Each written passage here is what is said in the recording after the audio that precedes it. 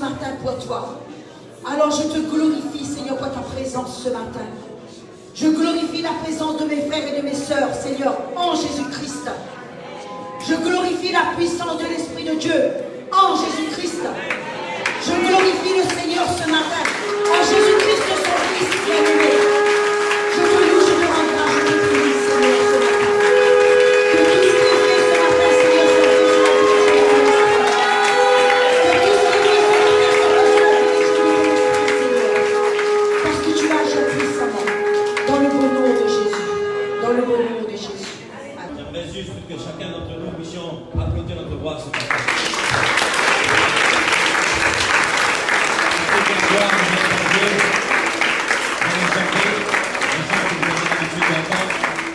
Donc, ce sera facile pour vous même sans rétro. Amen.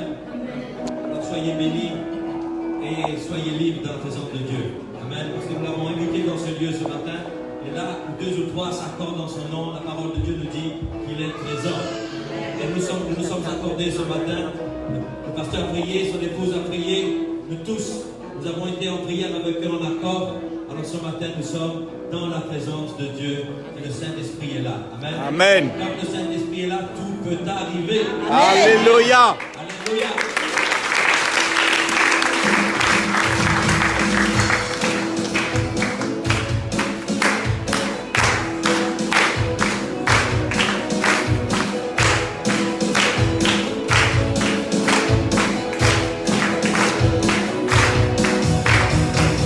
Je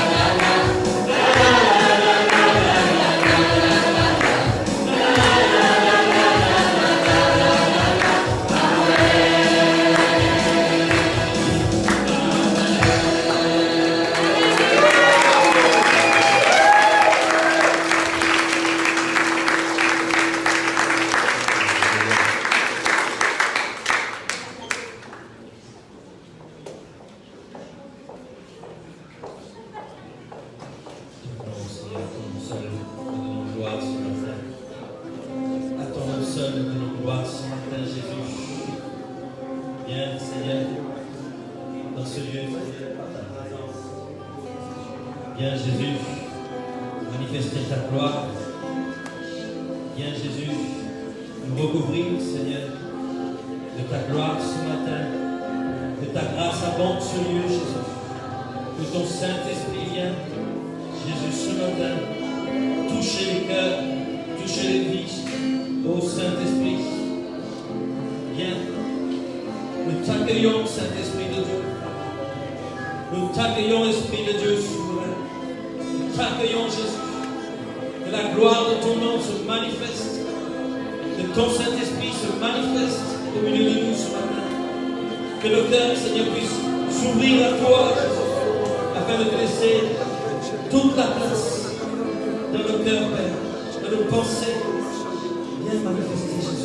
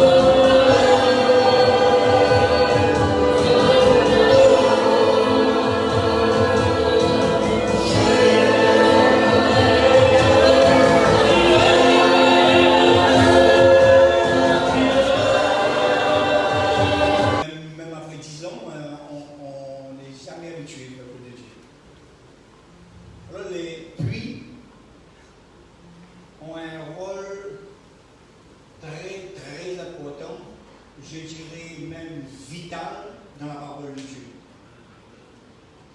Plusieurs personnages mettra au sein de la parole, et c'est des personnages très importants où nous appuyons énormément sur leur vie pour notre vie aujourd'hui, ont eu quelque chose à voir avec les puits. Un puits. Pourquoi les puits sont-ils importants? Quels sont les différents types de puits spirituels qui existent? Et quel rôle joue-t-il dans nos vies aujourd'hui? Je prie le Seigneur, peuple de Dieu, pour qu'il puisse nous donner vraiment toute l'intelligence, toute la compréhension de ce qu'il veut nous apprendre au travers de cela ce matin. Je proclame au nom de Jésus que notre intelligence est renouvelée. Amen. Et que nous allons vraiment pouvoir comprendre la parole et surtout la mettre en pratique au debout. Amen. Amen. Alléluia. Alors la définition que j'ai pu trouver de ce mot puits dans le dictionnaire français, elle dit c'est une source naturelle d'eau. Tout le monde, nous savons ce que c'est un puits. Elle dit trop creusé pour récupérer les eaux d'infiltration, trop creusé pour exploiter un gisement. Cavité circulaire, profonde et étroite, à parois maçonnées, pratiquée dans le sol pour atteindre une nappe d'eau souterraine. Voilà ce que nous donne le dictionnaire français du mot puits bien-aimé. Alléluia. Et dans le dictionnaire biblique, il nous est donné à peu près la même définition. Il dit c'est une fontaine à la surface du sol ou de l'eau coulant à un rocher. Nous savons, mes frères et sœurs, dans le désert, lorsque les Israélites ont quitté l'Égypte, ils ont été dans le désert, à un moment donné, Dieu leur a donné de l'eau, mais c'est vraiment une eau miraculeuse qui sortait d'un rocher. Et c'était vraiment une source qui a pu abreuver le peuple, les enfants de Dieu dans ce désert. Alléluia. Je vais vous lire une lecture dans Exode, chapitre 17, verset 6. Exode, chapitre 17, verset 6, qui dit ceci. Voici, je me tiendrai devant toi sur le rocher d'Horeb. Tu frapperas le rocher et il en sortira de l'eau et le peuple boira. Ici, Dieu, comme je viens de vous dire, il a manifesté sa gloire pour que ses enfants ne meurent jamais de soif. Aujourd'hui, dans le spirituel peuple de Dieu, nous avons besoin de l'eau que Dieu, lui, il veut nous donner. Amen. Il veut nous donner de l'eau en abondance. Veux-tu, mon frère, ma soeur, être désaltéré, non pas avec de l'eau que tu peux trouver dans ton robinet ou dans cette bouteille, mais avec de l'eau que Dieu veut te donner ce matin. Amen. Dans l'Ancien Testament, l'eau vive est un symbole. L'eau est un symbole pour notre Dieu. L'eau a une signification importante, mes frères et sœurs. Elle dit, ainsi, ils m'ont abandonné, moi, la source de vie. Jérémie 11, verset 13. Ils m'ont abandonné, moi, la source d'eau vive.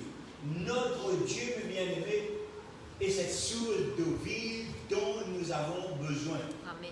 Je ne sais pas quelle est ta vie en ce moment, je ne sais pas ce que tu vis en ce moment, après 3 mois de séparation. Peut-être que tu as une vie qui est difficile, tu es en train vraiment d'essayer de tenir bon. Peut-être que tu as un corps qui n'est pas dans sa parfaite santé. Mais ce matin, Dieu te dit que lui, il est ta source vive. Si tu rentres dans cette eau ce matin, tes douleurs vont disparaître, tes problèmes vont prendre la fuite au nom puissant de Jésus. Amen. Les puits dans la parole de Dieu sont symboles de la présence de Dieu, frères et sœurs. C'est Dieu qui a inspiré Abraham et tous les autres où il devait creuser, où il devait vraiment commencer à travailler pour creuser et chercher l'eau. Ces gens ne cherchaient pas aveuglement. Abraham priait son Seigneur, il avait vraiment une communion avec son Dieu et Dieu lui guidait ses pas là où il devait creuser. Nous devons rechercher la présence de Dieu dans tout ce que nous faisons, de tout ce que nous avons besoin, tous les problèmes que nous pouvons rencontrer aujourd'hui. Nous devons prier le Seigneur comme exactement Abraham le faisait et comme beaucoup d'autres le faisaient, pour que Dieu puisse nous conduire au puits qui en réserve pour nous. Chacun de nous, nous avons un puits qui est réservé spécialement pour nous, et un puits de bénédiction. Alléluia. Dieu ne change pas, mes frères et sœurs. Il l'a fait pour Abraham et il le fera pour chacun de nous aujourd'hui. Si nous sommes ses enfants, si nous nous sommes donnés à Jésus-Christ, la bénédiction est là et nous devons pouvoir le récupérer et vivre selon ce que Dieu a préparé pour nous. Amen. Amen. Il veut nous conduire aujourd'hui vers ses puits. Vous allez voir dans un instant que parfois nous passons à côté de nos puits sans même s'en rendre compte. Beaucoup au milieu du peuple de Dieu ont besoin vraiment d'être abreuvés. Ils sont vides, spirituellement vides après ces 3 mois de séparation. Il y en a qui ont pu tenir, il y en a qui ont pu garder vraiment la présence de Dieu. Tous les jours, ils ont fait ce qu'il fallait, mais le plus grand nombre, après 3 mois, ils se sont vidés spirituellement. Et la Bible nous révèle, mes frères et sœurs, qu'il y a de bons et de mauvais puits. Et ce monde, vraiment, cela nous pousse à prendre et à faire les mauvais choix, à se diriger uniquement vers les mauvais puits. C'est pour ça que très souvent nos vies ne sont pas vraiment en conformité avec la parole. Parce que si nous nous dirigeons vers les puits qui ne sont pas à nous, si nous dirigeons vers les puits qui sont réservés pour le monde, on ne sera pas heureux, mes frères et sœurs. Et le peuple de Dieu est appelé à vivre une vie vraiment heureuse. Amen. Une vie vraiment dans la paix, une vie dans l'amour. Nous devons utiliser nos bouches vraiment pour bénir, pour glorifier le Seigneur. Alléluia. Amen. Voilà, la Bible nous dit qu'il y a des puits de bonne fortune et des puits de mauvaise fortune. Les puits de bonne fortune vont nous amener vraiment à vivre par la foi et c'est Dieu qui va pourvoir à nos besoins. Et si nous suivons la direction des puits de mauvaise fortune, nous allons, nous chrétiens, nous allons nous retrouver au même point de ce que nous étions auparavant. On ne va jamais arriver vraiment à se sortir de la misère, de toutes les mauvaises choses qu'on connaissait avant. Le diable, il est là pour vraiment pour essayer de boucher nos yeux contre les Dieu. Nous allons découvrir ensemble au fur et à mesure que l'abondance de toutes choses, tout ce que nous avons dans la vie, bonne ou mauvaise, est déterminé, peuple de Dieu, par un type de puits, là où nous puisons. Est-ce que tu puises de l'eau dans le puits de Dieu, ou est-ce que tu puises ton eau dans le puits du monde? C'est la question que Dieu te pose ce matin. Si quelqu'un, n'importe qui, personne d'entre vous, je ne parle pas pour quelqu'un ici, mais si quelqu'un puise dans le puits de la médisance, les fruits qu'il va en récolter, ce ne sera pas les fruits que Dieu a préparés pour lui. Ce ne sera pas une eau agréable. Peut-être que ce sera agréable à la bouche, mais au-dedans, il y aura des dégâts. À l'intérieur de ce chrétien, ce sera un chrétien qui ne prospérera jamais. Jamais, jamais, jamais, jamais. Et si c'est un puits qui coule au travers de la grâce de Dieu, si vous êtes à la présence de Dieu, que vous vous laissez entraîner par le Seigneur, cette eau vous fera du bien. Amen. Et c'est à cela que nous devons vraiment nous diriger. Amen. Désirer que Dieu puisse nous conduire vers le bon puits. Alléluia. Amen. Donc, pour voir un exemple de quelqu'un qui était à côté d'un puits et qui ne se rendait pas compte. Elle a failli mourir parce que ses yeux étaient fermés. Combien au milieu du peuple de Dieu, combien d'enfants de Dieu, combien de ceux qui ont accepté Christ aujourd'hui ont les yeux totalement fermés. Un exemple de la parole qui est Agar. Agar signifie fuite. Déjà dans son nom, la signification sur son nom, vraiment, ça dit, son nom n'annonce pas vraiment de bonnes choses sur sa vie. Et dans sa vie, elle a fui. Elle a fui en quittant son pays pour venir être esclave de Sarah. Et ensuite, elle est obligée de fuir parce que Sarah l'a demandé de partir. Comment elle est arrivée, cette femme, à devenir l'esclave de Sarah? Sarah était sa maîtresse. Lorsqu'Abraham passait dans tous les pays, et il est arrivé dans un certain pays, il a demandé à sa femme de ne pas dire qu'elle était son épouse parce qu'elle était belle de visage. C'était une jolie femme. Et lui, il avait peur de perdre sa vie. Et il disait à Sarah de dire que tu es ma sœur. Et arrivé dans ces pays, bien sûr, le roi, il était ébloui à travers de la beauté de Sarah. Et lui, ils ont voulu prendre Sarah pour femme. Et ça s'est passé en 2 fois. Et au moment où le roi a appris, parce que le Seigneur avait vraiment sa main sur Sarah, et le roi a demandé de quitter le pays, de partir, mais il n'a pas demandé seulement de partir, il a dit prenez ce que vous voulez, je vous donne tout ce dont vous voulez, mais quittez mon pays. Et c'est comme ça que cette femme est partie avec le clan d'Abraham, et elle est devenue la servante de Sarah. Mais à un moment donné, Abraham, vous connaissez l'histoire, ne pouvait plus attendre. Il a eu la promesse et il ne pouvait plus attendre. Et son épouse lui a offert Agar pour avoir un enfant. Et ça s'est passé ainsi, elle a eu son enfant. Mais au moment où l'enfant est arrivé, elle a méprisé Sarah. Elle a vraiment mal agi au travers de sa maîtresse.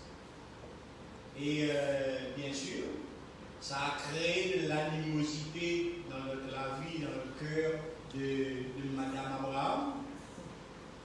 Et quand il y a l'animosité dans les cœurs, peuple de Dieu, qu'est-ce qui se passe? Il y a la colère qui prend le dessus, il y a la haine qui prend le dessus, il y a une mauvaise parole qui sort d'un puits qui n'est pas le puits de Dieu. Et c'est ce qui s'est passé dans la vie de Madame Abraham. Elle a demandé à cette femme de quitter le clan, de partir. Et elle a dû partir, c'est Agar. Et la parole de Dieu nous dit qu'elle a quitté ce lieu juste avec une miche de pain et une bouteille d'eau. N'inquiétez pas, il n'y a pas de bouteille plastique dans le temps. C'était son héritage. Elle a été chassée avec une miche de pain et un peu d'eau. Elle est chassée où, peuple de Dieu? Dans le désert. Assurément, Sarah, elle voulait pas tellement la vie de ces deux personnes. Si elle voulait que ces 2 personnes puissent s'en sortir, elle aurait fait en sorte de les envoyer dans un lieu où ils puissent vivre, dans un autre groupe, quelque part ailleurs, dans un village où ils ont passé un peu plus tôt, ou sinon retourne de là où tu es comme Ruth. Mais non, elle a été chassée dans le désert avec son enfant. Et c'était vraiment un désir mauvais à l'intérieur de la vie du cœur de Sarah envers cette femme. Si vous avez les chrétiens qui ont ce désir, ils ne peuvent pas faire de bon pour Dieu, frères et sœurs. Si vos cœurs ne sont pas vraiment en accord avec la parole de Dieu, si vous ne venez pas puiser au puits de Dieu, vous allez faire des dégâts nous allons faire des dégâts, nous risquons de faire des dégâts dans l'œuvre du Seigneur. Nos cœurs doivent être sincères, notre cœur doit être amour et envers tout le monde. La Bible nous dit d'aimer nos ennemis. Amen. Alors, mes frères et sœurs, nous n'avons pas d'ennemis, je proclame que je n'ai pas d'ennemis. Mais la Bible nous conseille de les aimer, de bénir, de prier pour eux. Vous vous rendez compte? Et mes frères et sœurs, aujourd'hui, de notre temps, il n'y a rien de nouveau sous le soleil. De notre temps aujourd'hui, il y a encore beaucoup de Sarah spirituels. Que ce soit homme ou femme, les esprits, eux, ils ne cherchent pas à travailler la vie d'une femme à tout prix. Cet esprit qui était derrière Sarah peut travailler aussi bien dans la vie d'un homme que d'une femme, mais très souvent, c'est dans la vie des femmes. Les femmes peuvent vraiment devenir ce que Dieu ne demande pas d'être. Et aujourd'hui, il y a encore beaucoup qui n'hésitent pas à tuer les frères et les sœurs. L'amour de Dieu est totalement disparu dans leur vie. Leurs bouches vont devenir vraiment, ça veut dire une bouche où ils vont proclamer, ils vont lâcher, c'est des venins d'aspect qui nous dit la parole. C'est des paroles, vraiment, c'est des proclamations de mort chez la vie des hommes. Parce qu'ils sont en train de puiser dans un puits de colère, dans un puits de haine. Nous ne devons pas aller à ce puits, nous devons aller au puits de Dieu où il y a l'amour, la paix, la tranquillité. Mais c'est Dieu qui a le dernier mot. Et c'est Dieu qui a eu le dernier mot dans la vie d'Agar et dans la vie de son fils. Dieu n'a pas permis que ces deux personnes puissent perdre leur vie parce que c'est Dieu qui a décidé, tout simplement. Et quand Dieu décide quelque chose, frères et sœurs, le monde entier peut être contre nous, le monde entier peut être contre le chrétien, le monde entier peut être contre l'enfant de Dieu, mais Dieu, lui, quand il pose la main, il y a la grâce, la bénédiction. Amen. La grâce, la bénédiction, et je proclame que la grâce, la bénédiction est chez notre assemblée. Au nom de Jésus. Amen.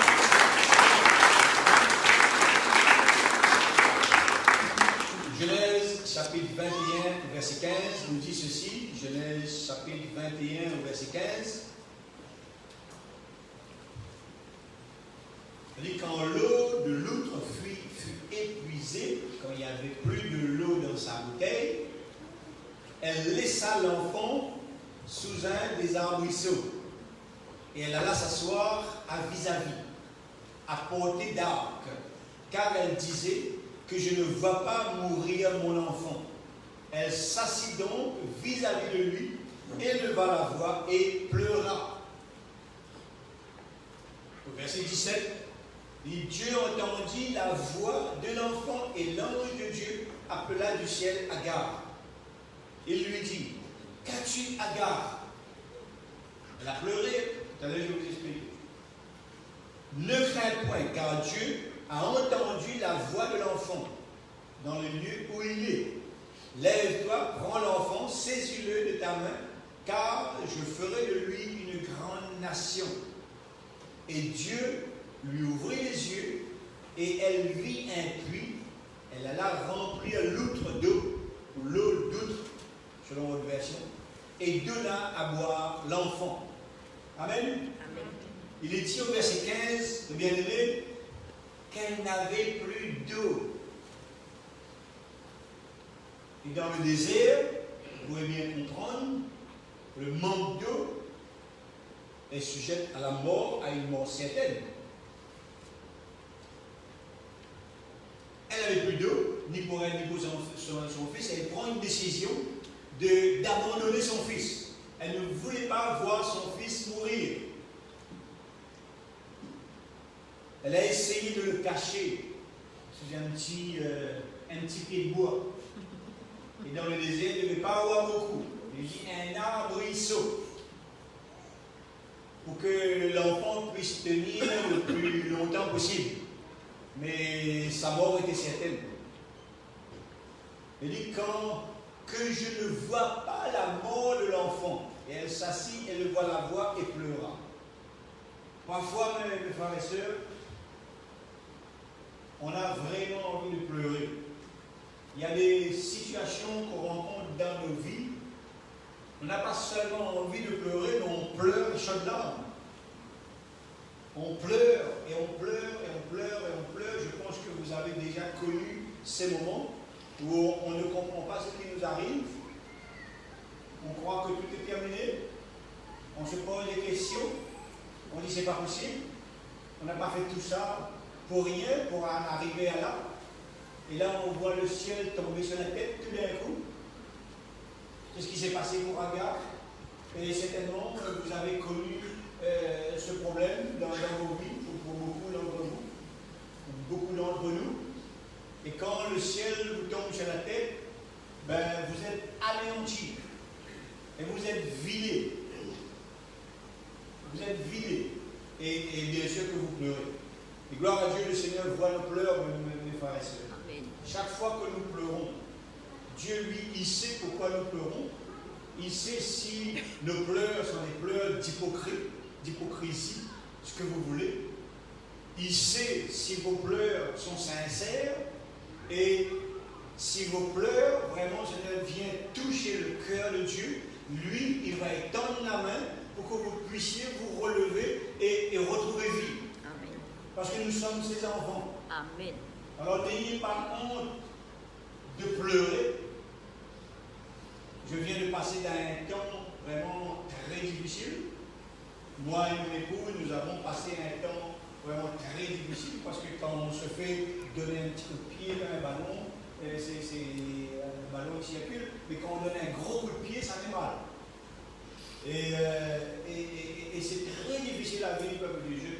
Je voudrais vraiment que personne puisse vivre cela. C'est le ciel qui tombe sur la tête et qui vous écrase. Mais dans ce désert, il y a Dieu. Amen. Les oasis, il y a Dieu. Et dans le désert, il y a Dieu également. Dieu est partout, le peuple de Dieu. Amen. C'est terrible. Mais lui, si vous êtes sincère avec lui, il vient et il vous relève. Amen. Et il n'attend pas 10 ans. Il n'attend pas 10 ans. Si vous revenez dans sa présence et vous essayez de comprendre ce qui s'est passé, pourquoi ça m'arrive aujourd'hui, ben lui, il vient et il vous donne tout ce dont vous avez besoin pour que vous puissiez vous relever. Amen. Et il nous a relevés au nom de Jésus. Les larmes ont coulé, mais Dieu a renouvelé nos forces. Amen. Et parfois on pleure beaucoup, comme Agar a pleuré, comme l'enfant a pleuré. Au verset 17, il dit ceci: Dieu entendit la voix de l'enfant. Lui aussi, il a commencé à souffrir. Mais quand la tête souffre, tout le corps souffre. Quand la tête souffre, tout le corps souffre. Quand il y a quelqu'un qui souffre d'une assemblée, tout le monde souffre ensemble. Et certainement, vous aussi, vous avez passé des moments difficiles à se poser des questions. Mais Dieu était là, mes frères. Dieu a entendu nos prières. Et nous sommes là aujourd'hui tous ensemble. Amen. L'enfant pleurait lui aussi. Je suis sûr que je n'ai pas dû pleurer. Je ne suis pas le seul à pleurer. Je suis sûr et certain que beaucoup d'entre nous, peut-être les chaudes larmes n'ont pas coulé, je ne sais pas. Mais je sais que pour certains, ils ont osé me dire, lorsqu'ils ont appris la nouvelle, ils ont été anéantis et ils ont beaucoup pleuré. L'enfant a pleuré, la maman a pleuré, mais les autres autour ont également pleuré. Et Dieu nous relève, mes frères et sœurs. Alléluia. Alléluia. Seul dans ce désert, il n'y avait personne pour la sauver. Mais Dieu était là. Dieu sera toujours avec nous, peuple de Dieu. Amen. Tant qu'on va vraiment faire sa volonté, tant qu'on va respecter sa parole, tant qu'on va vivre selon les commandements de Dieu, Dieu sera avec nous. Amen. Alléluia. Alléluia. Peut-être que vous vous êtes senti abandonné pendant ces 3 mois. J'ai essayé de prendre un maximum de nouvelles des uns et des autres. Mais certainement, j'ai oublié plus d'un. J'ai demandé à mes frères et sœurs de pouvoir prendre des contacts par-ci, par-là, et pour que tous nous puissions vraiment recevoir au moins un petit mot. Peut-être que vous avez pleuré ou vous vous êtes senti abandonné également. Mais sachez qu'on ne vous a pas oublié, on ne vous a jamais oublié. Amen. Vous êtes porté dans la prière chaque jour. Chaque jour, chaque jour, chaque jour. Et si vous vous êtes senti abandonné, si vous êtes senti vraiment délaissé et oublié, je veux prier pour vous tout à l'heure. Vous allez venir devant, je vais prier pour vous. Ne priez pas en ce moment, moi je vais prier. Vous allez mettre vos masques, vous allez venir sur le devant, moi je vais mettre mon masque et je vais prier pour vous. Alléluia. Si c'est votre cas. Si c'est votre cas. Et je suis sûr qu'il y en a qui s'est senti vraiment abandonné comme Agar a été vraiment abandonné dans ce désert. Alléluia. Gloire à toi, Seigneur Dieu Tout-Puissant. Dieu entendit la voix de l'enfant. Autant plus haut, il est dit que Agar a pleuré, Agar a crié. Mais Dieu n'a pas entendu ses cris. Dieu n'a pas entendu ses pleurs. L'ange est venu lui parler, mais c'est les pleurs de qui il a entendu? Il a entendu les pleurs de l'enfant, de celui qui était innocent. Rappelez-vous, Agar n'était pas innocente. Elle s'est retrouvée dans ce problème parce qu'elle n'était pas innocente. Elle a méprisé sa maîtresse. Elle a vraiment fait des choses contraires à ce qu'elle avait le droit de faire. Elle est marchée, elle a agi vraiment comme une païenne envers vraiment un enfant de Dieu. Et elle a failli, si ce n'était pas son fils, elle allait mourir. Elle a failli perdre la vie. Ça nous montre ici, mes frères et sœurs, que le péché a toujours ses conséquences.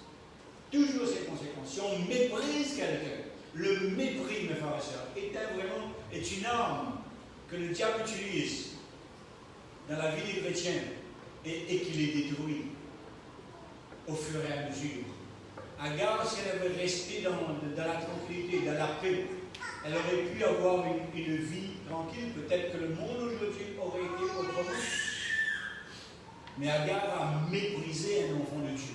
Lorsqu'un enfant de Dieu est méprisé, il y a vraiment des choses qui se passent dans la vie de la personne et c'est le malheur, et c'est la malédiction. Elle a pleuré de choses là, mais elle a crié, Dieu ne l'entendait pas. Lorsque nous marchons sur une voie, lorsque nous allons puiser dans un puits où ce n'est pas notre puits, ou sinon si nous allons puiser dans le puits du monde, Dieu ne nous entend plus, peuple de Dieu. Exactement comme Agar. Son passé ne permettait pas à Dieu d'entendre ses pleurs et d'entendre ses cris, de voir ses pleurs. Nous devons constamment demander au Seigneur pardon pour nos agissements, pour nos paroles, pour nos colères, pour nos animosités. On se met tous en colère. On dit toutes des choses parfois pour blesser les autres. Mais demandez pardon, peuple de Dieu. Reconnaissez vos fautes et demandez pardon. Parce qu'il va arriver un temps où vous allez connaître des difficultés, vous allez crier à Dieu et Dieu ne vous entendra pas. Si vous avez quelqu'un qui a marché avec le Seigneur, qui est sincère avec le Seigneur, qui est avec vous, lorsqu'il va crier, Dieu va venir le sauver, il va vous sauver avec vous. Mais si vous êtes seul, vous ne serez pas sauvé. Vous ne serez pas sauvé. Si elle n'avait pas son fils, elle aurait péri dans le désert. Dieu merci que son enfant était avec elle. Sarah aurait pu garder l'enfant et chasser la maman. Et là, sa fin aurait été certaine. Il dit, les pluies lui ont sauvé la vie. Ici, Dieu n'a pas fait de miracle particulier. Il n'a pas claqué le doigt et puis il y avait un puits. Le puits était déjà là. Le puits était là depuis le début. Elle a passé à côté du puits, mais elle ne s'est pas rendue compte qu'il y avait un puits. Agar ne voyait pas le puits, peuple de Dieu. Pourquoi? Parce qu'elle était aveugle spirituelle. Elle voyait bien dans le physique, elle voyait tout ce qui se passait, elle sentait la chaleur du soleil, mais ses yeux spirituels étaient totalement fermés. Et là, on voit que tous les deux, aussi bien la maman que l'enfant, ils étaient en train de souffrir inutilement. À cause, pourquoi? Parce que la maman avait mal agi au devant. Lorsque nous avons un cœur qui est en ballottage, tantôt avec le Seigneur, tantôt avec le monde, on risque de vivre des moments difficiles. La Bible nous dit, à cause du mépris, ne méprisez personne au peuple de Dieu. Le Seigneur nous demande d'aimer. Si quelqu'un vous fait, comment ça une entourloupe, s'il vous parle, il vous donne une parole qui vous blesse sur le coup, c'est sûr que ça blesse, c'est sûr qu'il y a quelque chose qui remue à l'intérieur de vous. Mais tout de suite après, ne rentrez pas dans le mépris. Refusez le mépris dans vos vies. Amen. Totalement, peuple de Dieu. Parce que le mépris tue la propre personne qui a osé proclamer les choses. Soyez constamment en train de puiser l'eau dont vous avez besoin. Venez vous abreuver de l'eau dont vous avez besoin au puits de Dieu. Et c'est là que lui, il va vous bénir. Agar, à un moment donné de sa vie, elle s'est détournée, elle est allée au mauvais puits. Ça nous arrive, peuple de Dieu. Ça nous arrive à tous. Ne dites pas que ça m'arrivera jamais. Ça nous arrive à tous de se diriger vers le mauvais puits. Mais nous devons vraiment le reconnaître et revenir au plus vite au puits de Dieu. Dans le puits de Dieu, il y a le pardon. Dans le puits de Dieu, il y a la repentance. Dans le puits de Dieu, il y a l'amour. Dans le puits de Dieu, il y a la reconnaissance de Dieu. Parce qu'il a donné Jésus-Christ sur la croix pour nous il y a plus de 2000 ans de cela, peuple de Dieu. Par amour pour l'enfant. Par amour pour cet enfant. Nous sommes les enfants de Dieu. Amen. Il nous aime. D'un amour incommensurable, nous dit la parole. Il veut nous sauver. Il veut vraiment nous retirer à lui. Il nous dit ce matin, reviens à ma source. Sa main de frère et sœur est sur nous. Son amour est sur nous. Il nous aime et il n'oublie personne. Il vous aime, frère et sœur. Il vous aime tellement qu'il vous donne le meilleur dans ce monde. Amen. Les gens peuvent apporter une parole contraire sur vous. Mais Dieu, cette parole-là n'aura aucun poids sur vos vies tant que vous serez dans la présence de Dieu. Amen. Dieu veut vous sortir de toutes les situations contraires ce matin. Amen. Dieu veut vous attirer et dit que c'est dans ce puits que vous devez creuser. Amen. C'est ici que vous devez vous abreuver. C'est nulle part ailleurs. Alléluia.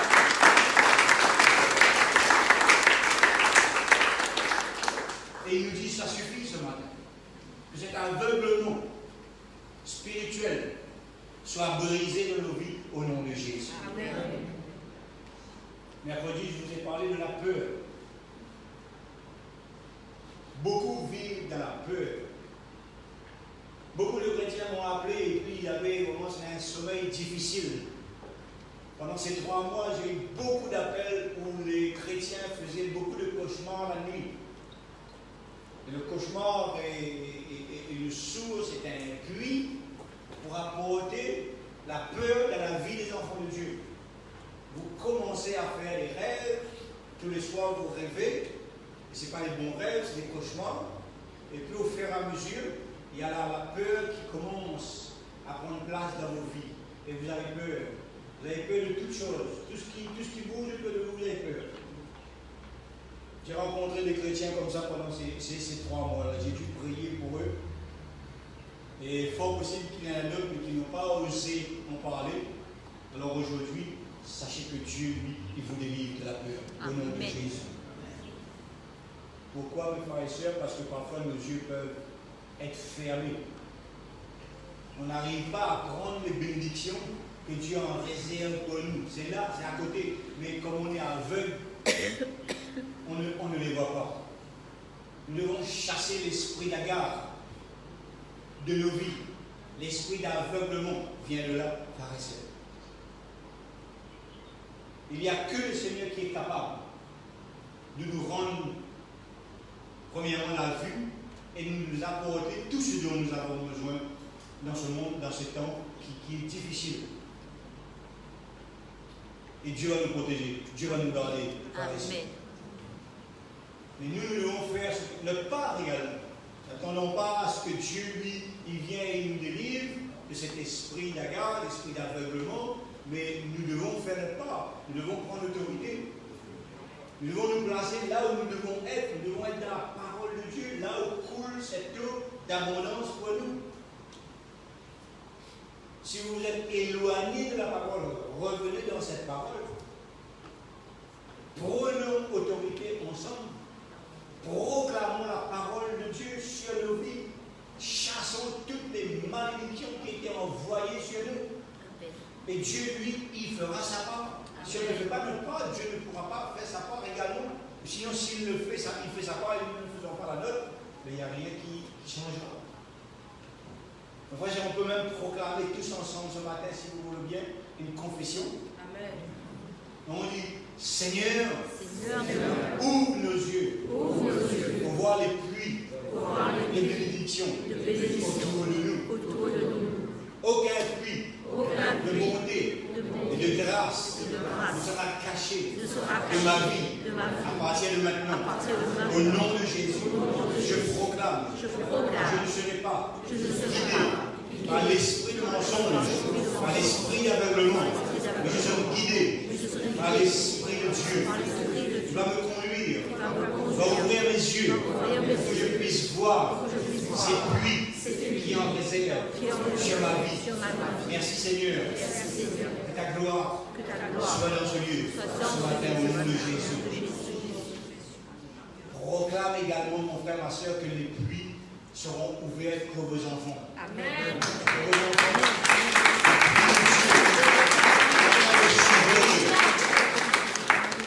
Le Seigneur me dit en ce moment que les pluies sont en train de s'ouvrir pour les enfants. Alléluia.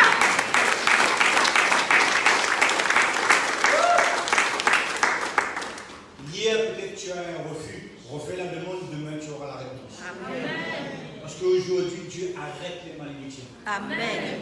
Dieu brise, il casse en 1000 morceaux les paroles qui ont été lancées sur nous. Alléluia. Partout où il y avait un blocage, Dieu détruit ce blocage ce matin. Alléluia. Alléluia. 2 Rois, chapitre 6, verset 16, nous dit ceci. 2 Rois, chapitre 6, verset 16. Il dit, il répondit, ne crains point, car ceux qui sont avec nous sont en plus grand nombre que ceux qui sont avec eux. Élisée pria et dit, Éternel, ouvre ses yeux pour qu'il voie.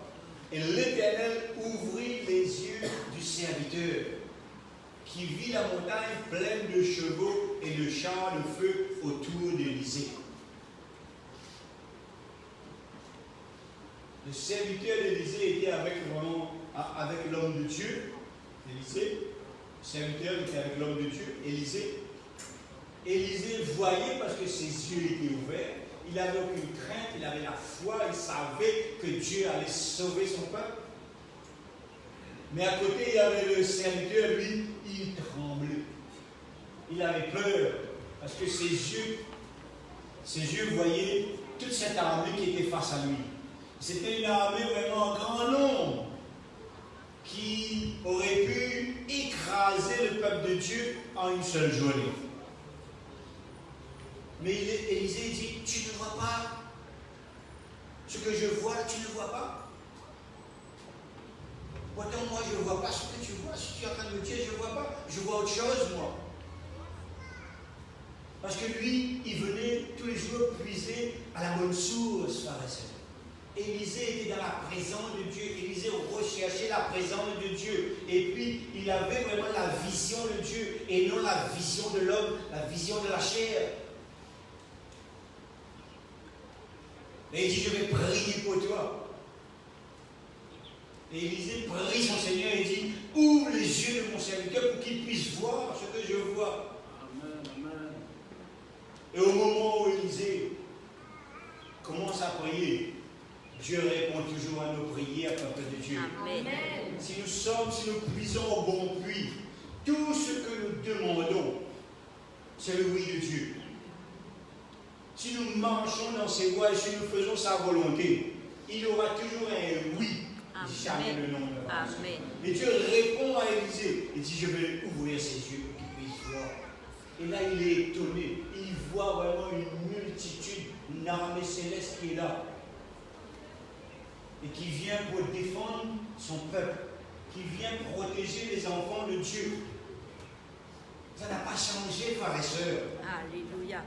Si nous réclamons l'armée du ciel pour nous, Dieu fait descendre l'armée du ciel pour nous. Amen.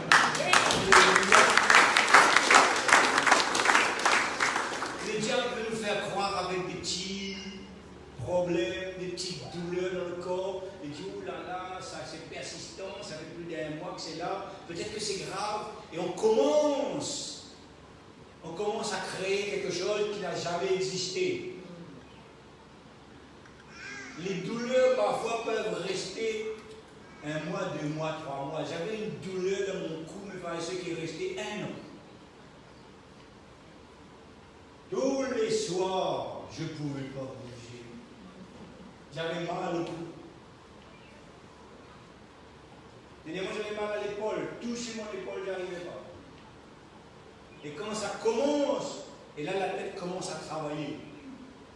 Elle dit, tel, lui, il avait un problème au cou. Après, pas longtemps après, il est mort. Ça a commencé dans son épaule. Et c'est parti vite. 3 mois après, il est parti. C'est comme ça que le diable travaille, mes frères et sœurs. Mais nous avons un problème, une douleur, venons au puits de Dieu. Amen. Ces douleurs vont disparaître. Amen. Disparaître totalement. Soyons des Élisée qui aiment être dans la présence de Dieu. Alléluia. Nous allons avoir un nouveau lieu. Nous allons avoir des réunions de prière. Attachez-vous vraiment à ce que cette assemblée, à ce que notre assemblée va mettre en place, mes frères et sœurs. Amen. Vivez non plus pour ce monde, mais vivez pour ce que Dieu vous appelle à être. Et Dieu va vous conduire vers des puits de bénédiction. Alléluia. Des pluies de bénédiction, nous dit le Seigneur. Amen. Verset 18, il dit, les Syriens descendirent vers Élisée.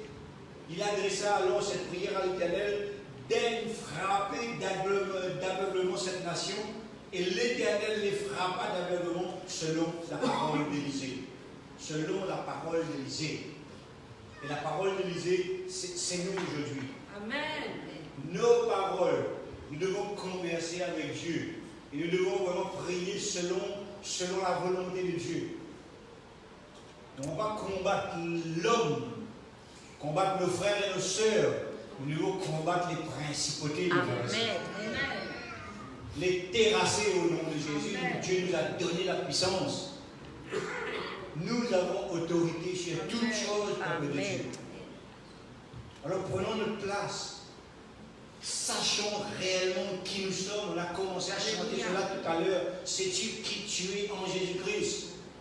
Si tu ne sais pas qui tu es, cette loi n'a pas été choisie pour rien, frères et sœurs. Nous avons commencé à chanter. Il y a une importance capitale au travers de cette première louange que nous avons chantée tout à l'heure. Vous ne pouvez pas savoir. Il y avait tellement une puissance au travers de cette louange que beaucoup ne l'ont pas saisi, beaucoup ne l'ont pas compris, mais il y avait toute la puissance de Dieu dans ce moment où ils ont chanté cette louange. Sais-tu qui tu es en Jésus-Christ? Si tu es qui tu es, si tu sais qui tu es, l'ennemi n'a aucun pouvoir sur ta vie. D'être frappé d'aveuglement cette nation. Frère, lorsque nous proclamons les choses, les esprits mauvais prennent la fuite. Amen. Prennent la fuite parce que nous avons autorité sur eux. La parole va s'accomplir. Mais si nous proclamons une parole de malédiction sur quelqu'un, la parole risque de se produire. Mais si en face la personne, elle est dans la présence de Dieu, si elle arrête cette parole va faire effet boomerang et va revenir sur nos vies et c'est nous qui allons porter les conséquences. C'est pour ça qu'il est dangereux de parler en mal sur quelqu'un. La Bible déconseille. La Bible dit soyez amour, que votre bouche vraiment soit une source de bénédiction. Parce que si la personne en face est vraiment et réellement un enfant de Dieu, ben nous courons des grands dangers. Parce que la parole va partir. Lorsque nous allons envoyer la malédiction de la personne, la parole va partir, mais comme là-bas, il n'y a pas accès. Et au moment où on proclame quelque chose, c'est obligatoire. Dans le spirituel, il faut que ça se passe quelque chose. Alors la parole là-bas revient à qui? Revient à l'envoyeur. Et là, vraiment, si vous avez une douleur, si vous êtes malade, là, vous risquez trop réel. Faites très attention, mes frères et sœurs. Lorsque vous entendez quelqu'un vous maudire, bénissez. Bénissez. Si quelqu'un vous dit que vous êtes son ennemi, pire ennemi, à partir de maintenant, bénis cette personne. Amen. Bénis cette personne. Aime cette personne. Prie pour cette personne. Pour qu'elle change d'attitude. Parce qu'elle se la voit vraiment. Elle est en train de s'égarer. C'est un enfant de Dieu, mais il est en train de s'égarer. Prendre une voie qui n'est pas la voie de Dieu. Amen. Amen. Il faut briser le pouvoir de toutes les paroles qui sont envoyées sur vous tous les jours. Amen. Tous les jours. Amen. Alléluia. Alléluia. On a encore le temps. Sinon, je m'arrête. J'en ai pour jusqu'à ce soir. 11h15. Alléluia. On verra le Kalawaram la semaine prochaine. Et puis, mes frères et sœurs, bénédiction, malédiction, s'il faudrait prêcher, on a pour un mois sur les pluies. Ce matin, ce que Dieu vous a donné, prenez-le, serrez-le sur vos cœurs et mettez-le en pratique sur vous. Si vous avez délaissé un petit peu la présence de Dieu, si vous êtes là ce matin, c'est que vous aimez le Seigneur.